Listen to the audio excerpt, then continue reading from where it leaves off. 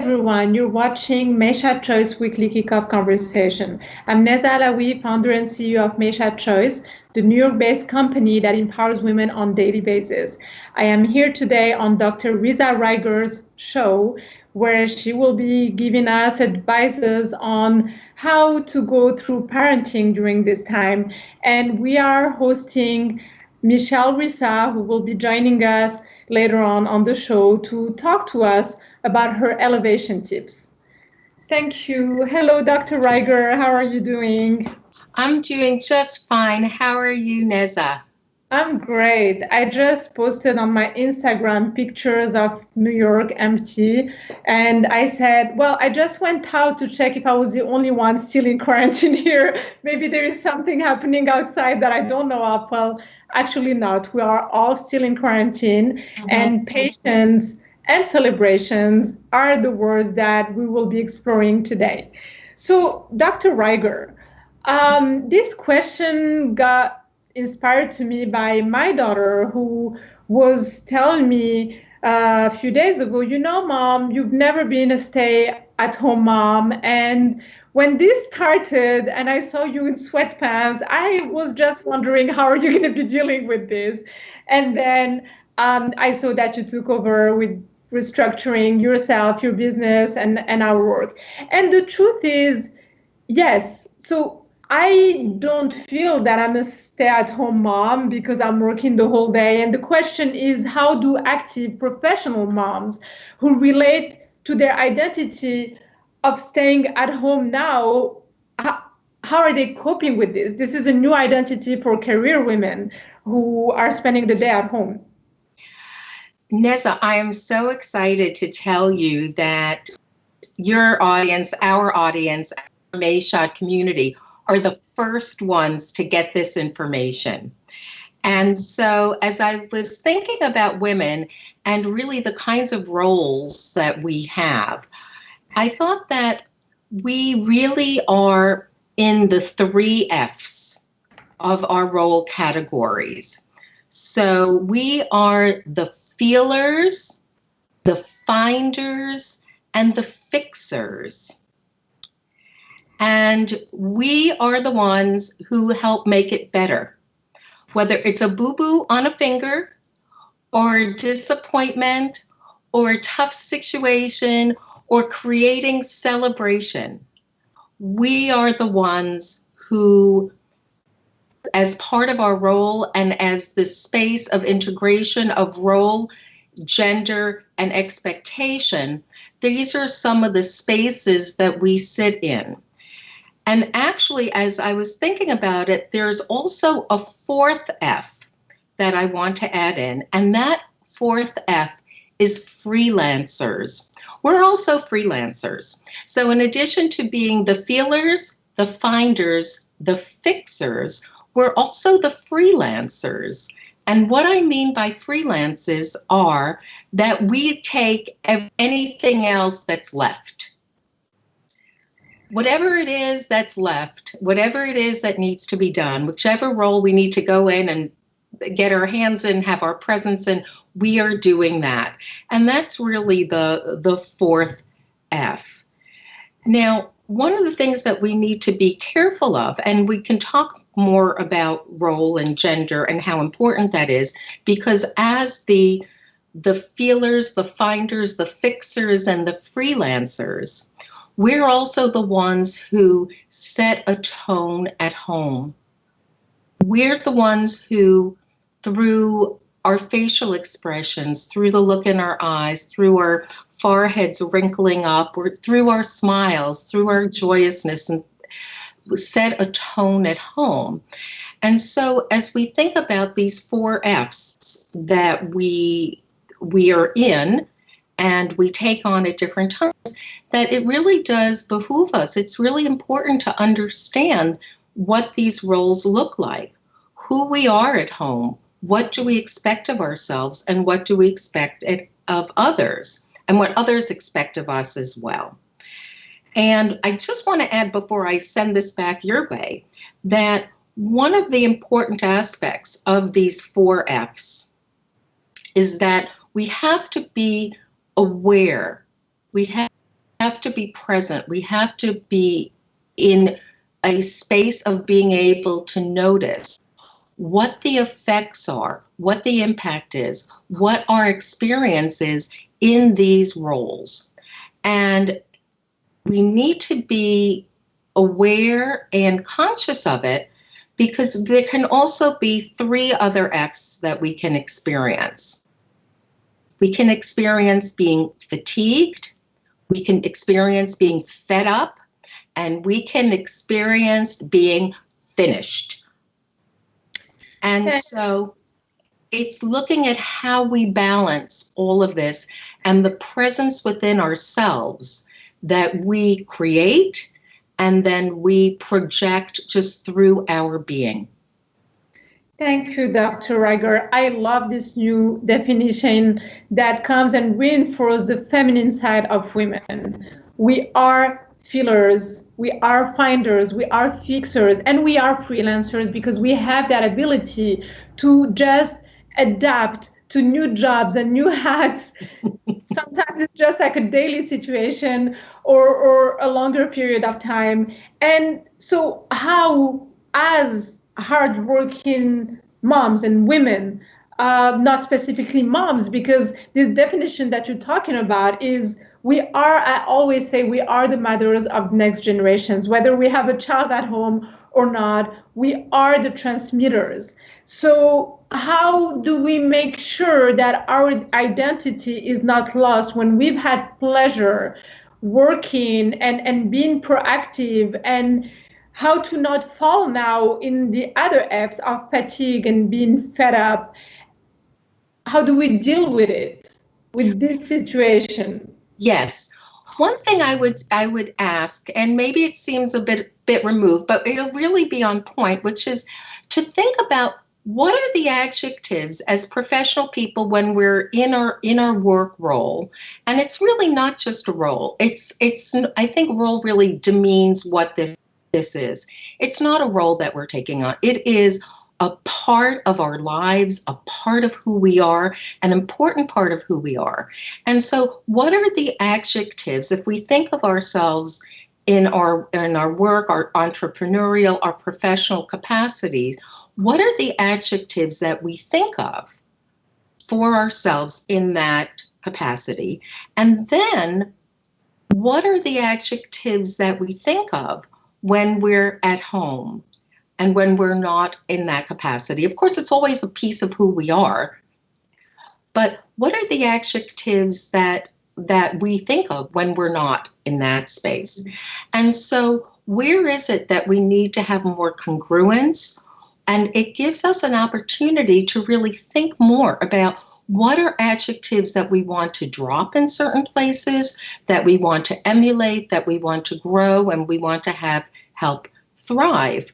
Because the more we do that and the more we have clarity about our own experience, which is so important and really transitions us into how we help the people that we care about, the people who depend on us, the people that we love, and crucially ourselves, to help navigate what the world looks like now. But I send it back to you.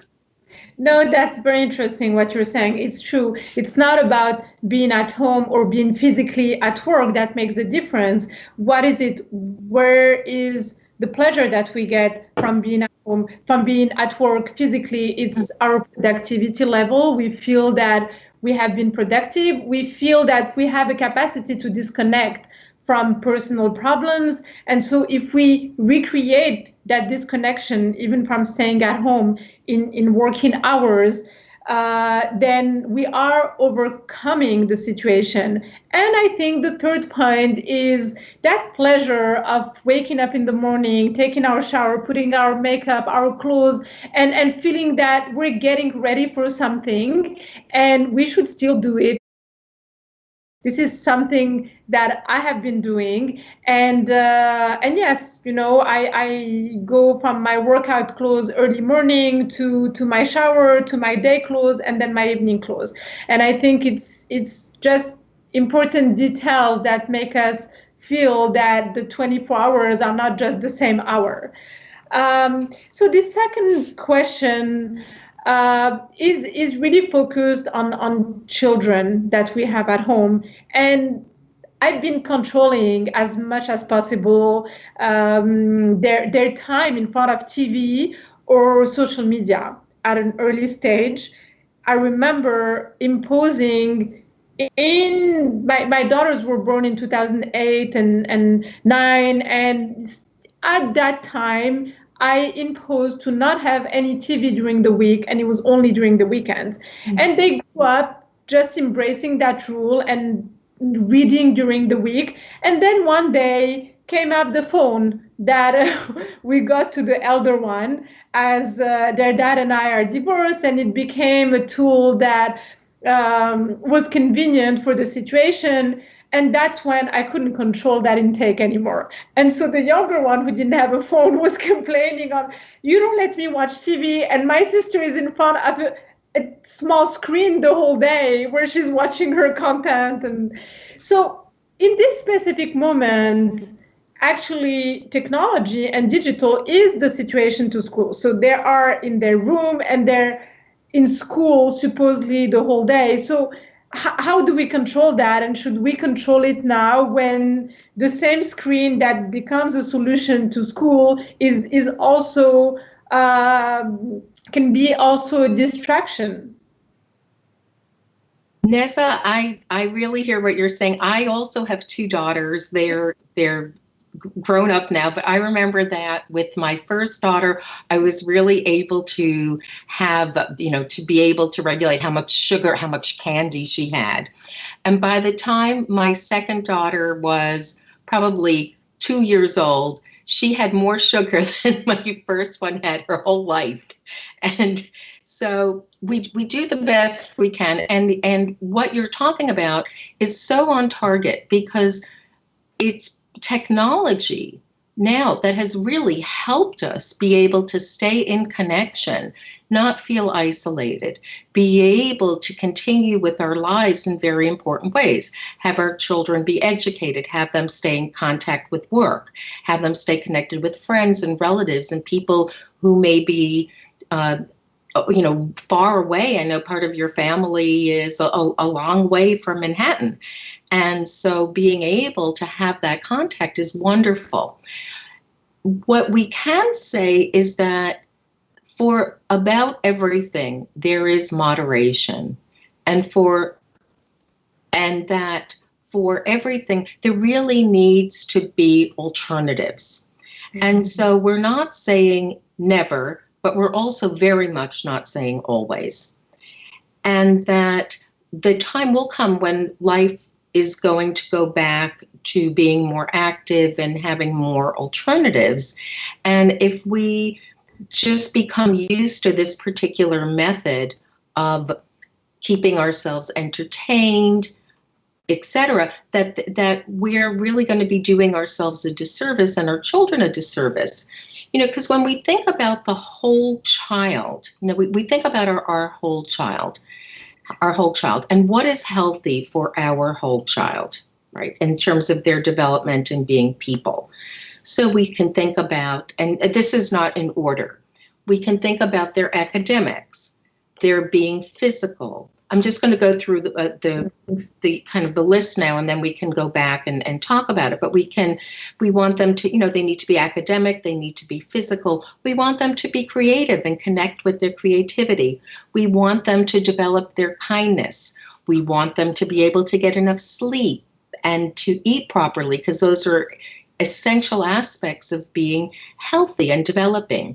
We want them to be able to be regulated in their moods. We want them to be able to be caring souls and be able to understand and have a capacity to start reading their internal life as well. I agree, Dr. Ryger. Everything that you're saying here totally speaks to me as a mom. I think during these times where we are at home with them the whole day, which is another form of luxury because we don't have that luxury in usual times to be with them all the time, and they know it, and they play with it because they know that if they did something wrong, you will talk about it for 5 minutes, but mommy needs to rush, out. And so they also understand that you're here. And when you're saying that we need to make changes, you will be here in 2 hours asking for the same thing. So I think we should use this time as well to fix the little details that we wanted to fix, but we were too busy to fix in their behavior. And sometimes what is wrong in their behavior, it's a behavior that hurts them, because a child that is often angry is a child that is hurting himself, not really knowing how to control his or her emotion. A child that is too that doesn't sleep enough because is too addicted to content and gaming is a child that is hurting their health. And so yes, we need to take this time where we can implement routines, to implement those healthy routines, to have a happy child at home. And we're talking about children at a younger age, but there is also all the changes of puberty. And that same human being is going from a childhood where pleasures and happiness are easily accessible to suddenly the formation of a personality that is going to become their adult personality, where being happy demands an effort. It demands an effort to know yourself better, to take yourself there rather than it coming to you. And it reminds me of a conversation that I had with Maysoon, who was 11 years old, and she was on the verge of having her period. We moved to New York, and she was always such a positive and happy child. It was much easier for her to access happiness than her sister, who was more like, she's a Gemini, so she had her ups and downs, in her. And I had that conversation with Mason, and I said, Mason, what is going on? And she's like, I don't know, I'm not happy. And I said, you are at an age where you need to construct your happiness. And so it's not just the move, it's not just a period that you just had. This is life. We build ourselves to access that happiness. So yes, so it takes us back to the importance of routines and us using this time to implement those routines. So, Dr. Ryger, how do we keep ourselves balanced in this time? With how much time should we allocate to our family versus before? Is it exactly the same time? Do we work 8 hours a day the same way, or are all these formulas being shaken and changing now? There's plans and there's life.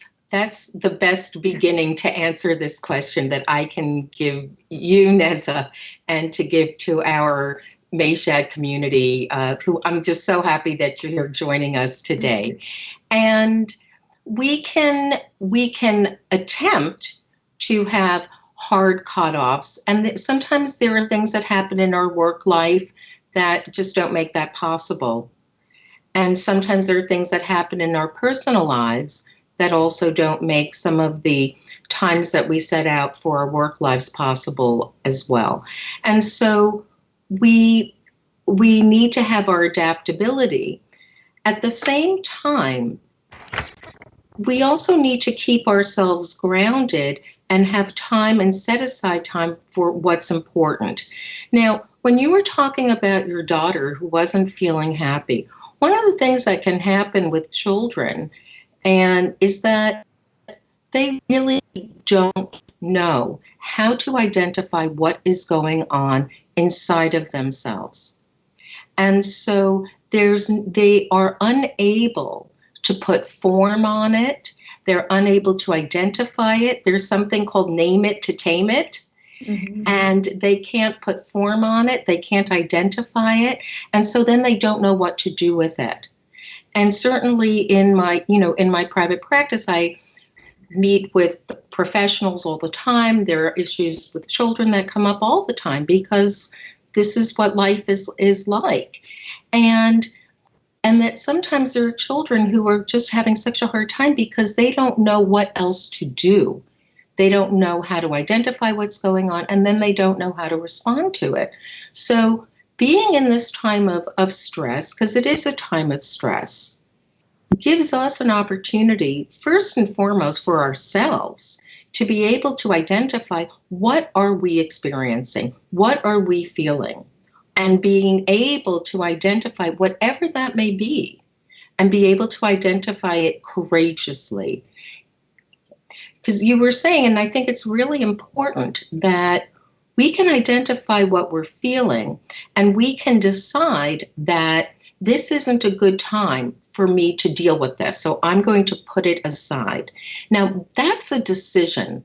That's very, very different than just saying, I'm not gonna look at that. I'm not gonna look at that. And being in avoidance.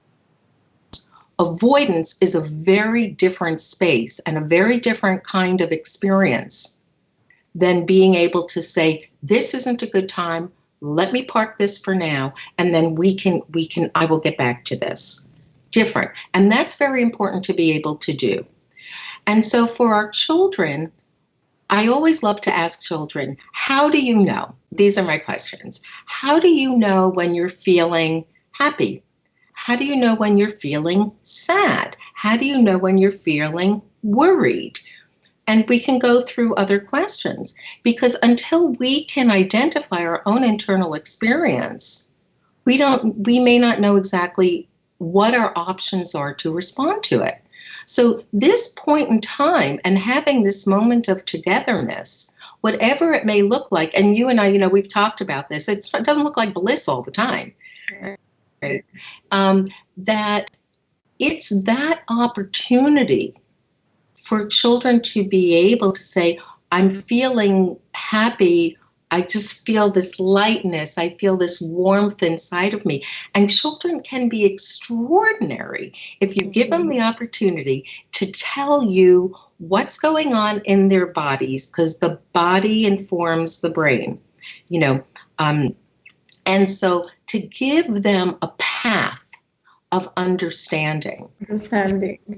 And it's true, Dr. Ryger, I think the most difficult part for a child, and sometimes even for adults when they haven't worked on themselves, it's the identification of the feelings.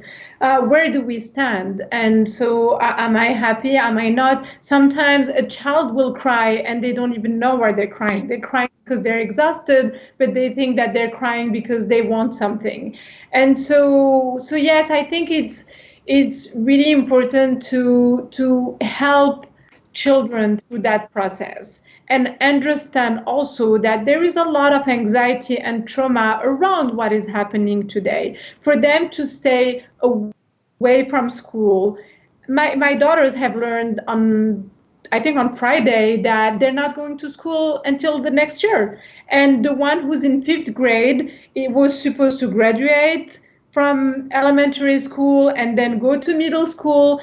And so she's not going to have that entire process, the entire organic process that takes her to be ready for middle school. So now she's just going to be thrown at middle school, and she has her own new anxiety to deal with for the next month, because she's not going to see her friends from this year anymore and probably never see them again. And she's going to go into school where people are of ages all the way to high school.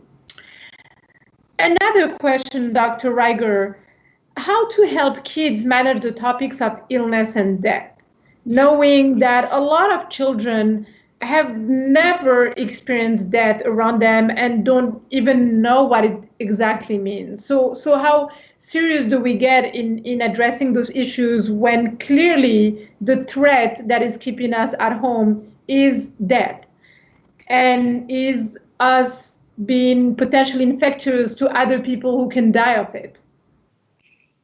These are very, very hard questions. And some of that depends on, what your own comfort level is or what your belief system is in the family. One thing is that when children hear of someone being sick or someone dying, the first thought is something going to happen to them, and is something going to happen to you? Mm-hmm. And as adults, there is a reassurance that we can give that we're doing all the right things, we're doing everything we need to do to stay safe, and that's a great thing. We also need them to understand that sometimes things don't work out. Sometimes people don't get better. Mm-hmm. As much as we try for that to happen. And that's sad.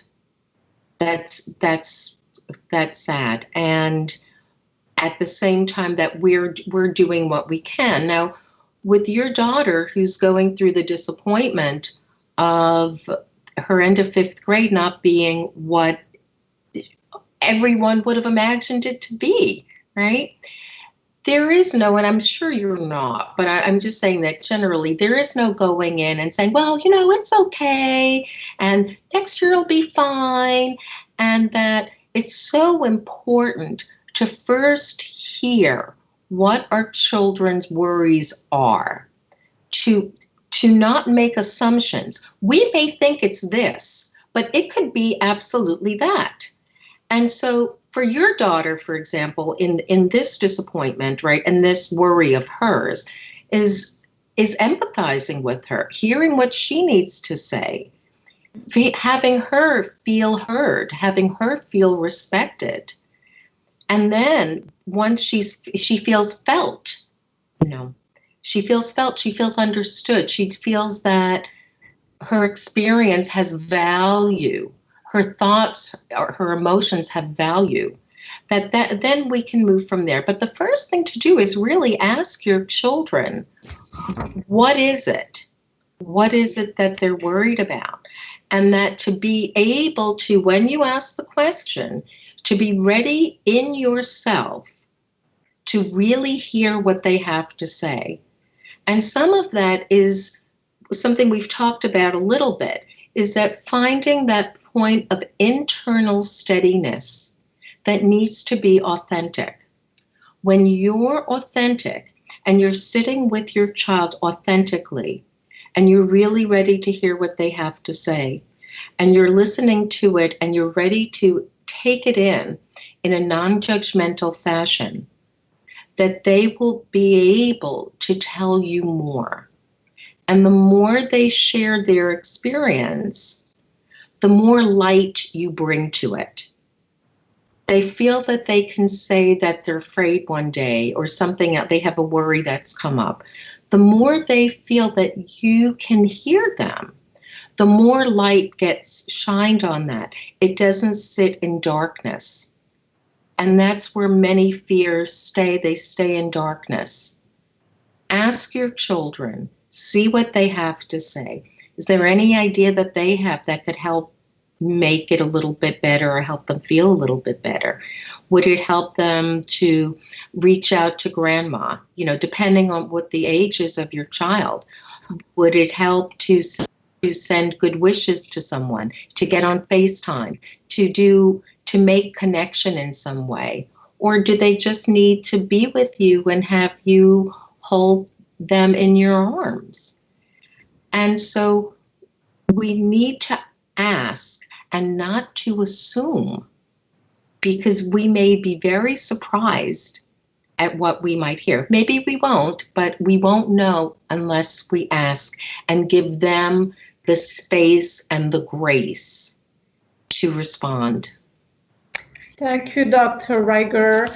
I also relate to this, and as a mom who has always been very close to my daughters, I did do make this mistake of assuming things for them. Especially being a very positive person, I tend to just make them realize that what they think is a big thing emotionally. It's not that bad. Come on, like, let's look at the future, let's look at the positive side all the time. But sometimes they just want to stop, and they don't want to look at the positive side. They want to deal with what they have here.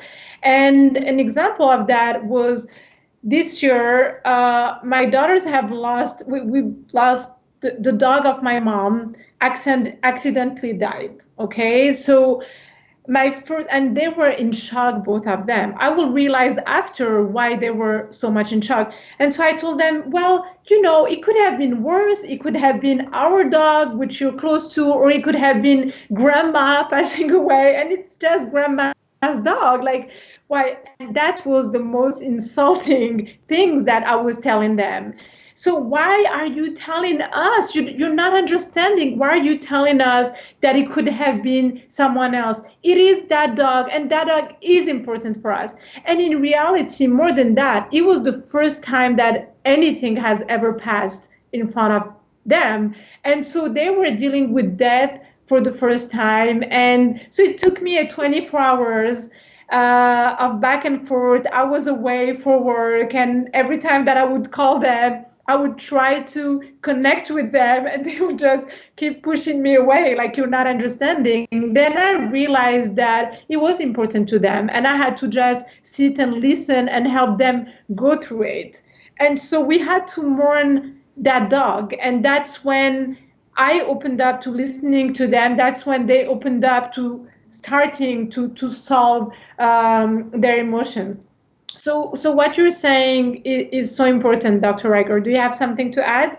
I do. There's a word that I want to add. Nessa, we have all been in your shoes. We have all done that. We want to remember, one of our F's are fixers. We're feelers and fixers, right? So we want to come in, we want to make it better. We don't want our children to be in this space of feeling bad or sad or uncomfortable or at odds. And one of the things that we're addressing right now is being in tremendous uncertainty and ambiguity.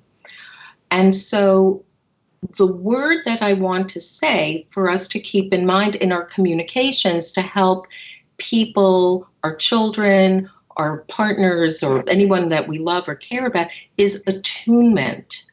Mm-hmm. That our communication needs to be in attunement. And so that we need to hear, to be able to take in what we're hearing and be able to respond best we can. There's nothing, there's nothing 100%, but best we can in an attuned fashion so that the people we care about who want to share with us, they feel heard, they feel listened to, they feel safe because they are being heard. And it also helps them to develop more security in themselves, not just externally of going to a parent and hearing an answer, but that what happens is that they can then begin to re-regulate, meaning that they can become less upset. Maybe it takes time, and there's nothing wrong with that.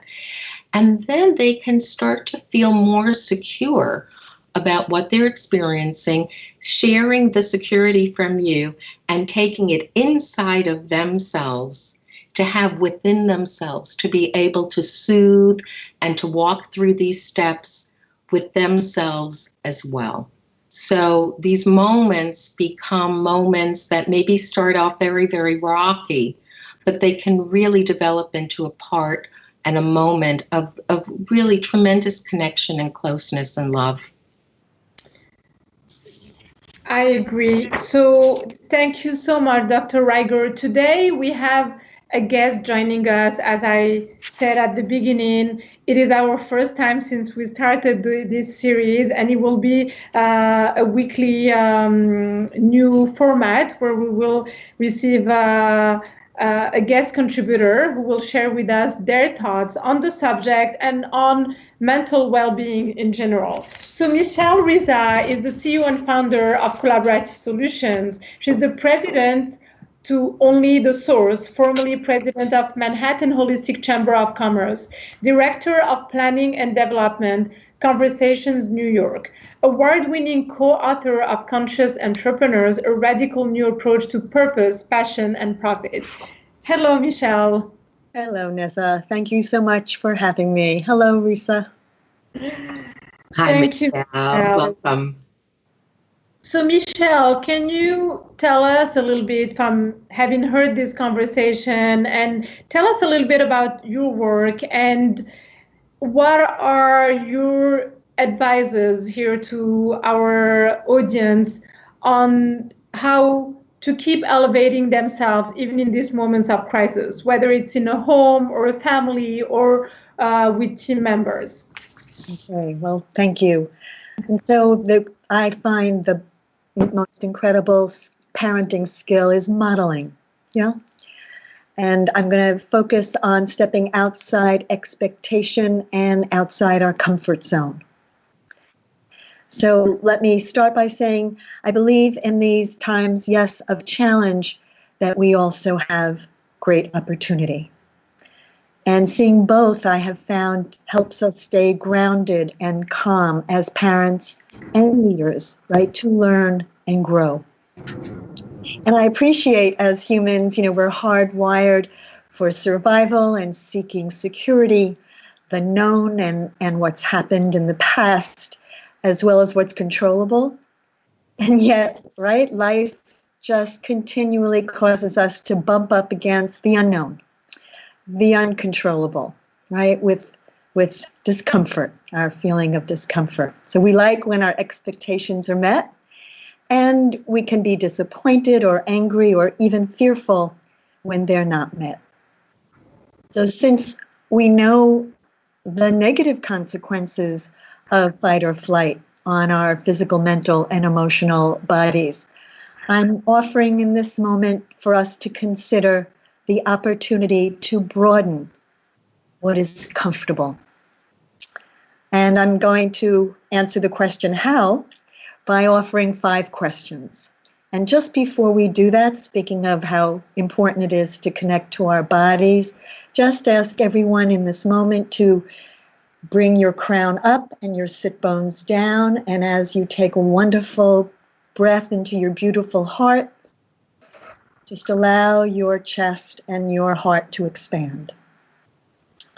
And now I'll offer these 5 questions.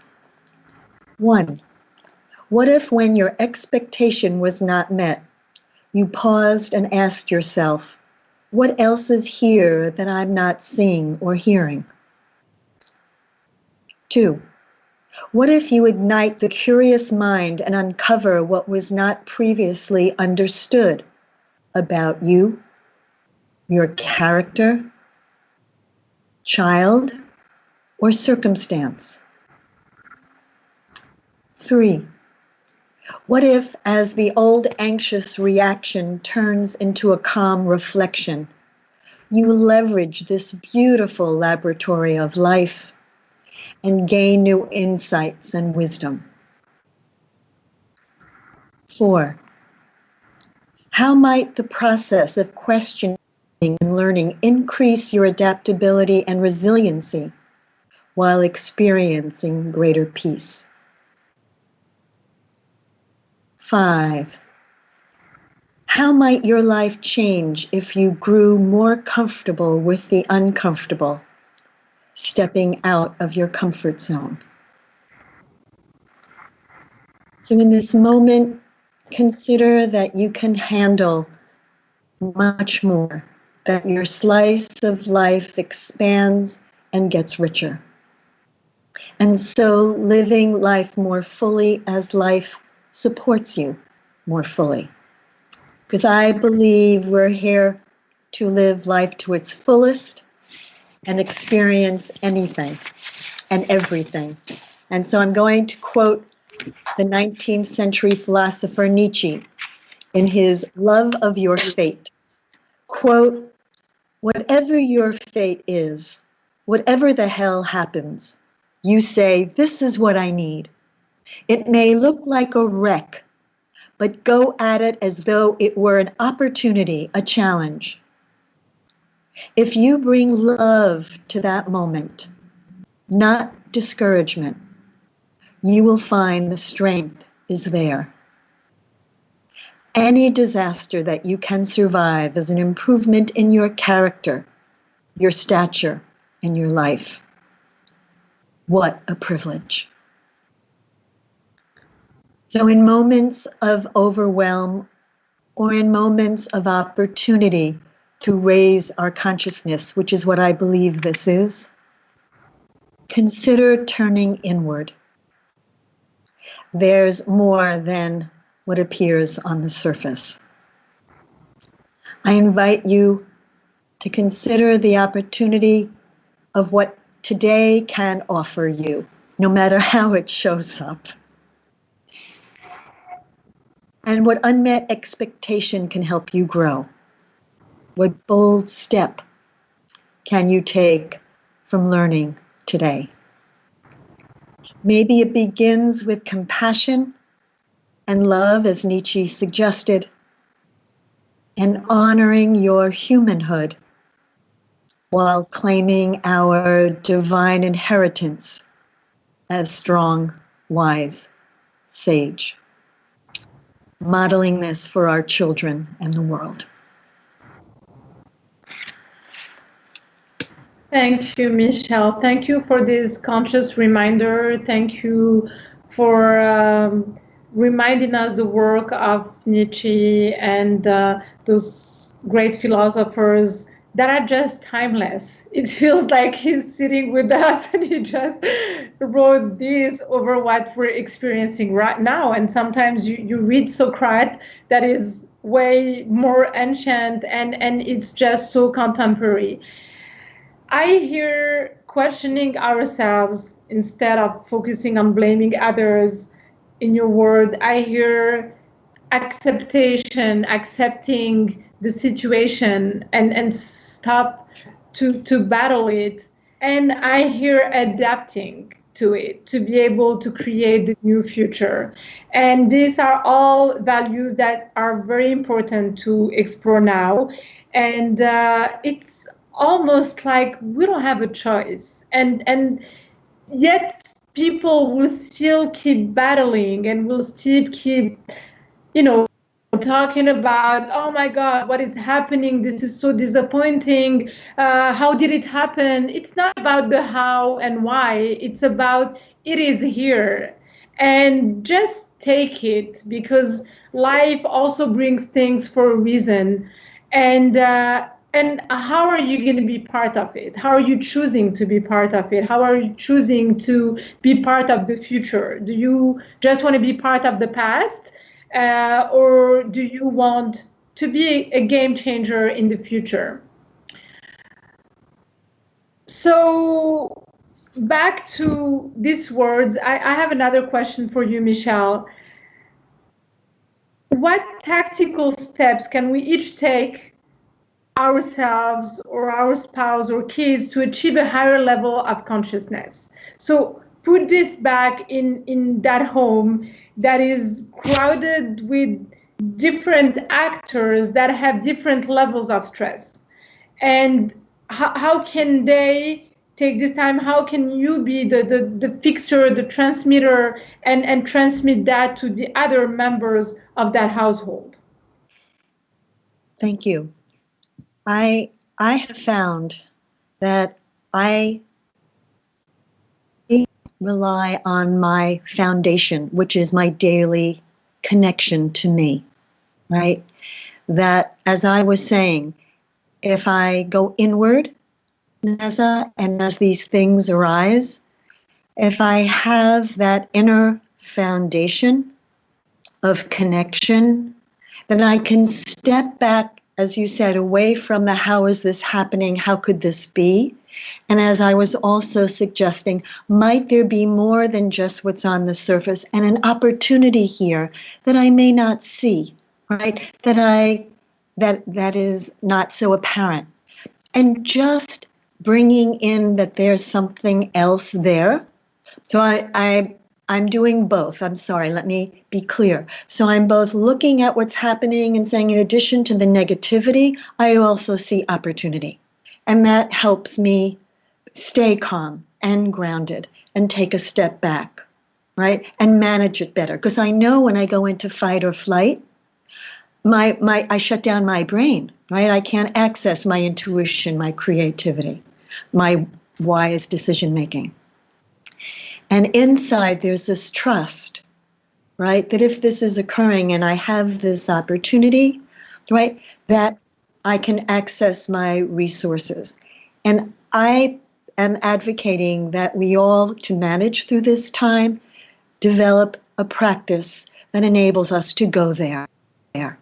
And that's, just to give an example, if we all wanted to be Serena Williams, we'd all say, oh, she practices to win all those tournaments. Sure. So life here, is our court.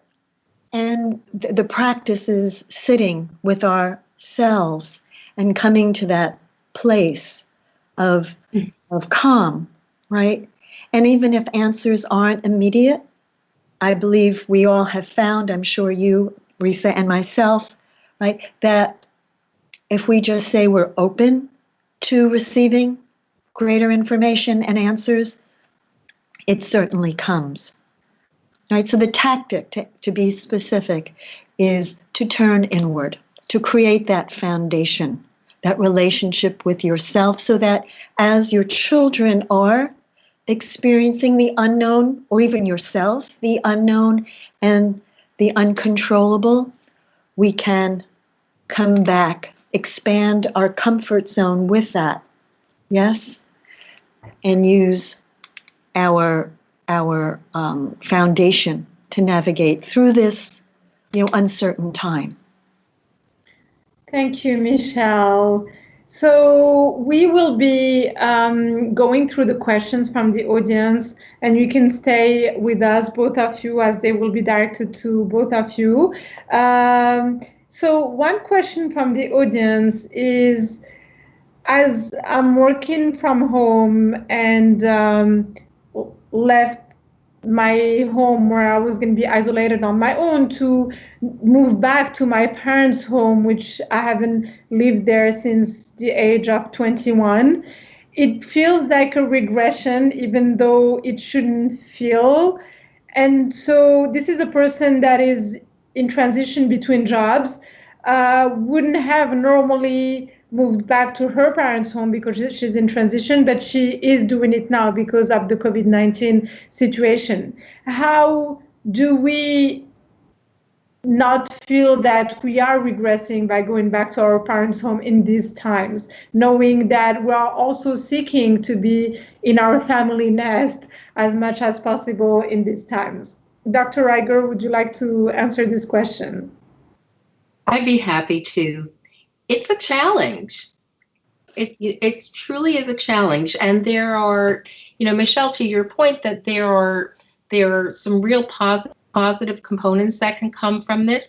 And also let's first take a look at what this person's experiencing of feeling a regression, feeling going backwards, feeling perhaps a little, infantilized. And so one question to ask yourself is, what is it that I need to have happen here to be able to feel that I am who I am now in the presence of my parents?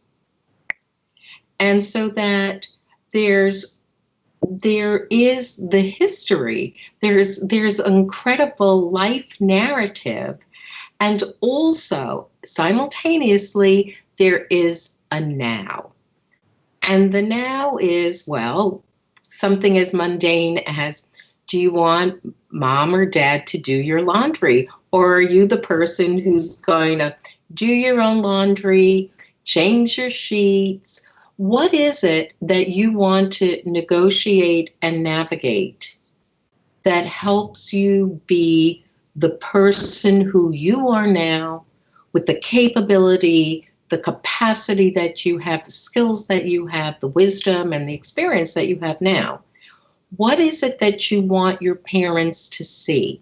What is it that would be meaningful to you to have a way of them and you all being together in a contemporary basis, in a here and now basis that lends respect and acknowledgement of where you are in your life, and that this can be a wonderful moment and it doesn't have to be regressive. So get a clarity about what is it that you want, what's meaningful, and see if you can ask for it and start being that person. Be the person who you are. I love your answer, Risa. It's true. The regression is from going back to our childhood room, but we don't have to use and abuse that environment the way we used to do it as a child. We can just be there as a responsible person who's taking care of herself, her duty, contribute to the household, and yes, and then it becomes a beautiful moment where we wouldn't have had time to spend that time with the elder people, our elder family members in general. Michele, do you have something to add here? Thank you. I really agree with what Dr. Ryger has just said. I mean, I understand, right, when we come back home, right, it's the most challenging. You know, that's where, I mean, I think someone has said to me recently, we really get to see how much we've grown or not, right, when we come home to our families. So they're wonderful reflections of, and certainly, to see, right, where our triggers still are. And I appreciate it's challenging. You know, it's extremely challenging. And yet, how wonderful. I mean, here's my opportunistic head, right? I'm always there. How wonderful to see where yet I still need to grow, right? What triggers are still there and what additional healing and different choices I need to make. So I appreciate both, right? Beautiful. Yeah. You're also advising to use this time of introspection. Yes. To look back at ourselves and where we were, where we are, and where we want to be. Great insights. And let me, Neza, with compassion, because it is hard, right? Going home back to, right, is hard. So we're doing that with a great deal of love and compassion. And I just want to add to that, and humor. Okay, humor. Wherever possible. Of going, oh my gosh, we're back in junior high. Yes. And just call it out. Yep. Call it out. And humor can be a very inadequately used tool. And laughing at ourselves, right? Oh my gosh, I'm still doing that. The capacity to laugh at ourselves is also an amazing tool for us to grow, because through that laughing, once the laugh is aside, then you realize that you have some steps to make forward. It is a beautiful tool indeed. Our second question is from a mom that has a toddler, a 4-year-old boy at home, and she's asking on how to ease a toddler's anxiety during an actual situation, knowing that this toddler has his mom at home the whole day, and how to explain that mom cannot be here and play the whole day with you while being with you at home. Dr. Ryger? Oh, you want me to start? Okay, sure. Well, you can. First of all, this is a child who's had mommy be away at work? Yes. Okay. Yes. So one thing that mom can do just to help a toddler understand is that this is mommy's workspace, this is mommy's workroom, and then this is mommy's playroom. And when mommy's in workroom, mommy does work. And when mommy's in playroom, mommy's ready to play and we can eat. And so there are ways. And how old is this child? Like 4? Or 4. Okay. Well, at 4, there are ways of beginning to understand time.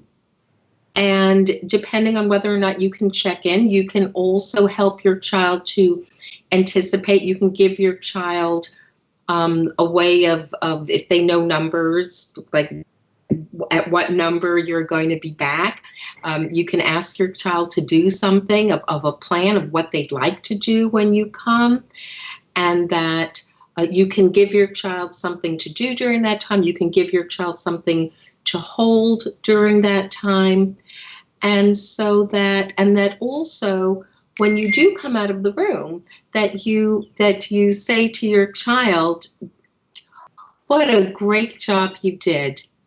You were so fantastic. Mommy was working, and now I'm here with you. And you sit and you look your child in the eyes, and you radiate to them the love that you have, so they feel the mastery that they have been attempting to work at. Help them understand what the boundaries look like.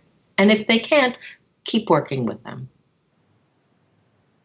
Thank you, Dr. Ryger. Michele, do you have something to add here?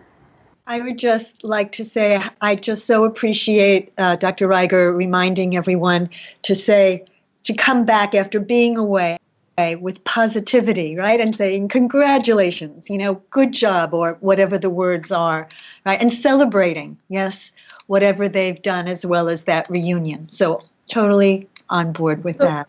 So for sure, communication, as you're saying, is the source of any relationship.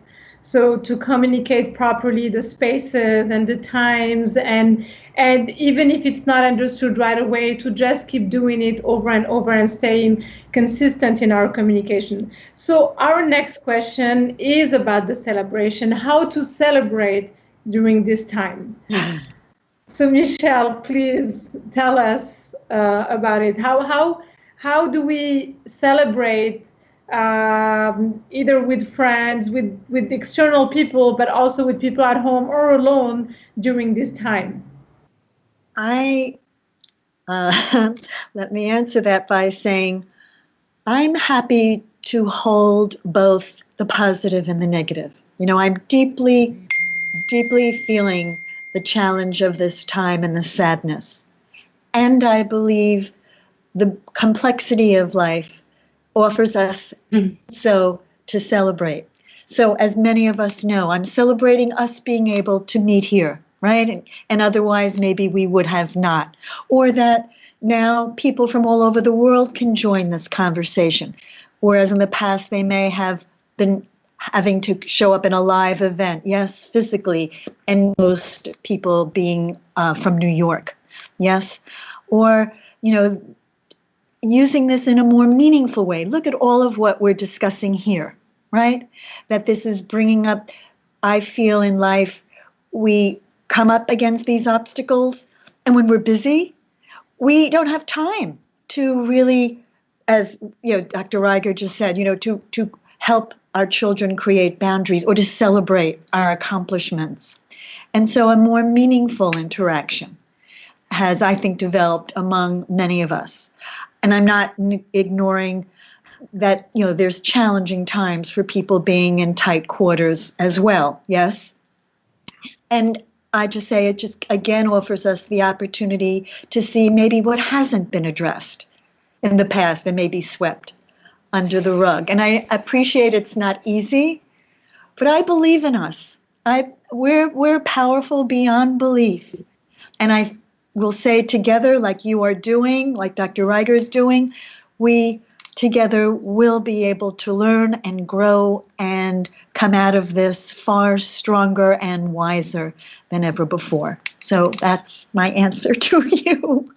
I'll add one thing to that, which is you brought us to this beautiful level of connectedness.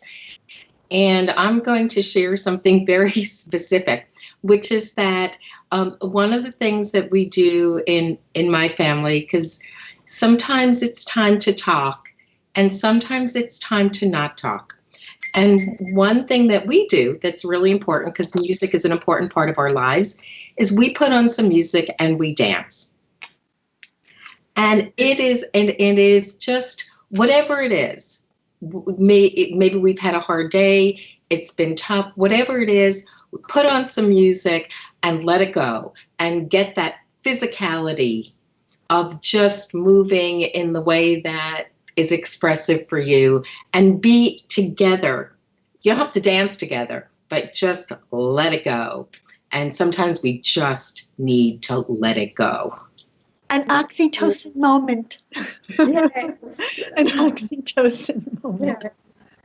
Thank you, Dr. Ryger. Thank you, Michele. It was such an insightful episode. Dr. Ryger, we will be with you next week, next Monday at 4 p.m. on our weekly conversation. Michele, we're going into the production of your workshop on May 6th. So this is our occasion to talk about it to our audience. But on Join Mayshad, you will be able to find the content of the workshop with Michele Risa.